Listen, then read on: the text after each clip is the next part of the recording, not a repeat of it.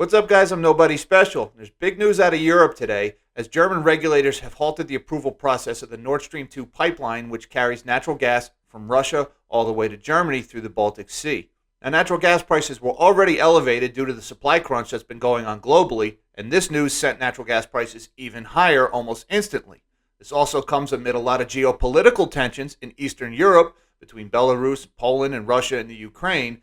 And while this may be just another case of bureaucratic nonsense in the EU, it could also be viewed as a thinly veiled retaliation by Western Europe at Russia over what they view as Russian aggression in Eastern Europe. You ready? Hit it.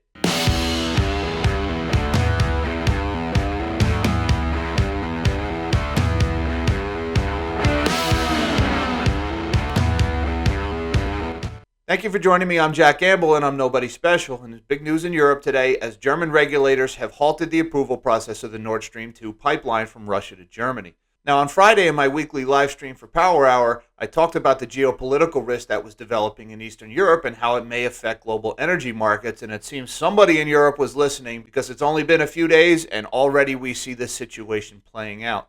Now, before we get too much into the details, folks, I have to ask, could you please like this video, subscribe to my channel, hit that notification bell. It really helps me out. It helps me to keep this channel growing, and I'd be forever in your debt. Now with that, we are going to shrink my big, fat melon of a head, and we're going to get into this. And real quick, I just want to go over a little bit of geography here, folks. What we are looking at is a map of Eastern Europe, starting over here in the east with Russia. And we've got the Ukraine, Belarus, and then the Baltic states, Estonia, Latvia, Lithuania, and then Poland and Germany. All right, now up here in red is showing the Nord Stream 1 and the Nord Stream 2 pipelines, which carry natural gas, which is vital for Europe's energy security from Russia all the way to Germany. Now, the Nord Stream 2 pipeline was recently completed, but it has not been approved yet in Germany. Now, also shown here in blue are some of the existing pipelines which flows through the Ukraine and Belarus. And the real advantage, at least for Russia, in building the Nord Stream pipelines is it allows Vladimir Putin to weaponize the flow of natural gas through Belarus and Ukraine to achieve his political ends. And a lot of Western European countries and the U.S. have been pressuring Germany to cancel this project. The U.S. has even put sanctions on Russia over this pipeline because it is viewed as an act of aggression towards the Ukraine. Now, the pipeline is built and they are ready to fire it up. And just today, Germany has halted the approval process. Now, I also would add that there is a lot of geopolitical tension going on. And again, I talked about this in my live stream on Friday, how right now we have a lot of tension between Belarus and Poland over a migrant crisis that's going on. And Poland is a NATO ally.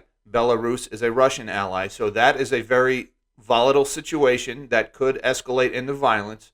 And you also have long-standing issues between the Ukraine and Russia has recently placed almost 100,000 troops along the Russian-Ukraine border, and a lot of people are afraid that Putin has plans to invade the Ukraine. Now, this Nord Stream pipeline is a vital instrument in those invasion plans because it would allow Putin to starve the Ukraine of natural gas while still selling gas into European markets. Now that we've had our geopolitical and geography crash course, let's get a little bit into this story. Europe faces possible winter blackouts as Nord Stream 2 suspension heats up gas standoff with Russia. Now, I just want to add that Europe was already facing the possibility of winter blackouts because natural gas prices in Europe have been severely elevated since the recent energy crisis has developed. So this pipeline halting and this subsequent increase in the price of natural gas is on top of all the existing energy problems that is already going on in Europe. So this is a very big deal for Europeans and their energy bills this winter. Now, zooming in for Mrs. Special here, we've got Germany's energy regulator suspended its certification of the highly contentious Nord Stream 2 Russia to Germany natural gas pipeline on Tuesday, a move that will add to the already high geopolitical tensions between Russia and the EU. European gas futures leapt 10% on the news. The move by the Federal Network Agency, Bundesnetzagentur. I'm really going to have to work on my non-regional diction if I want to do this YouTube thing on the regular. That's a side note. Anyways, the Federal Network Agency, Bundesnetzagentur, also came just after the commodity trader Trafigura warned of power cuts in Europe this winter due to limited gas flows arriving from Russia. We haven't got enough gas at the moment, quite frankly, Trafigura CEO Jeremy Weir said at a Financial Times conference. So hence there's a real concern that if we have a cold winter that we could have rolling blackouts in Europe. The Bundesnetzagentur said Tuesday that it could not certify Nord Stream 2's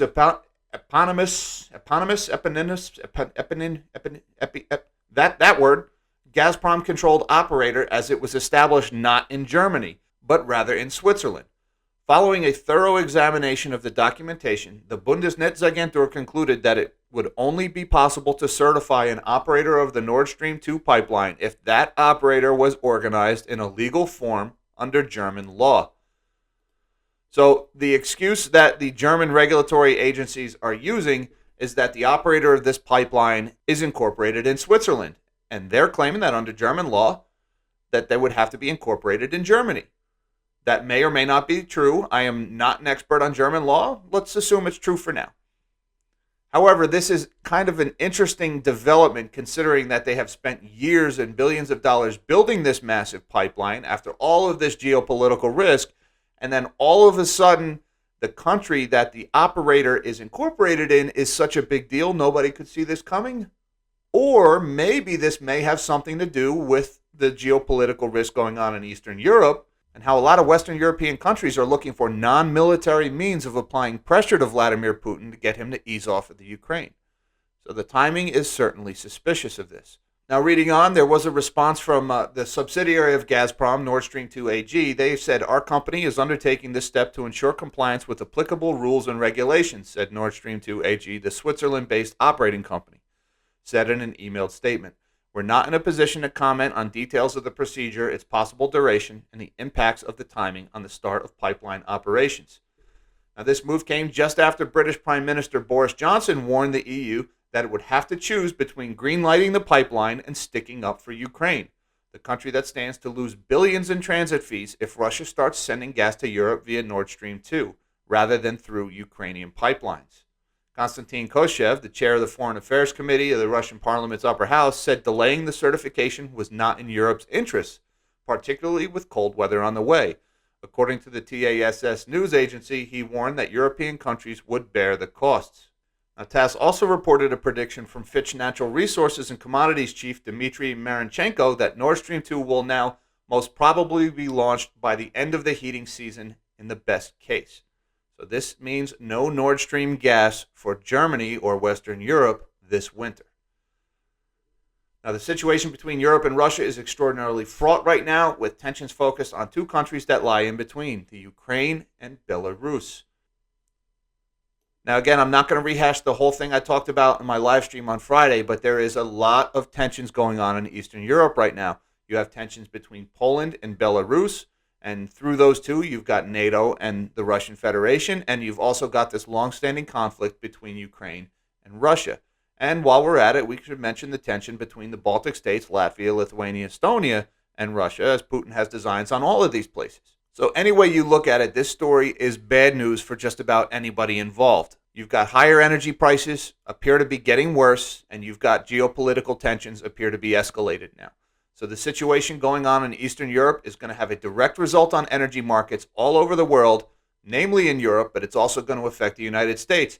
Because if there's problems with the pipelines in Europe and the Russians start choking off the flow of gas, then the only alternative Europe is going to have for natural gas is going to be the LNG market, which comes from the United States and other countries like Qatar, Bahrain, and Australia. Now, let me just preface by saying I'm not a financial advisor. This is not financial advice. Do your own research, your own DD, and arrive at a decision that is right for you based on your unique situation.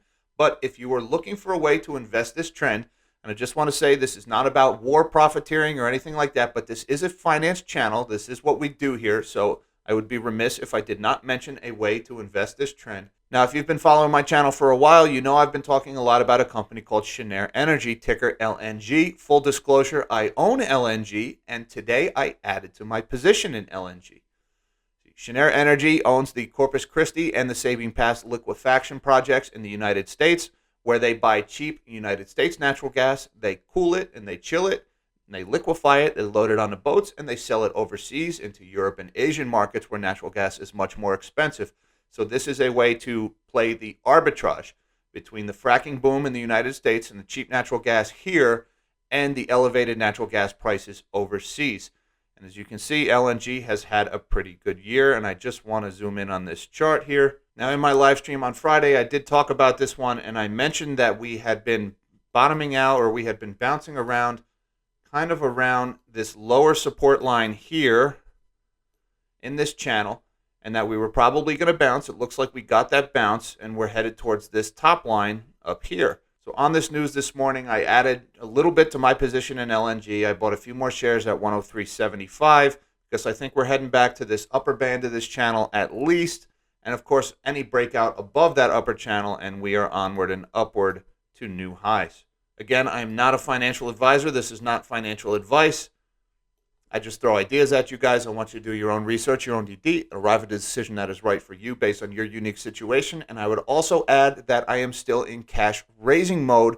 Although this is my second buy in a couple of days, I also mentioned last week that I had bought some call options in an ETF that tracks the price of corn. That is also related to this story.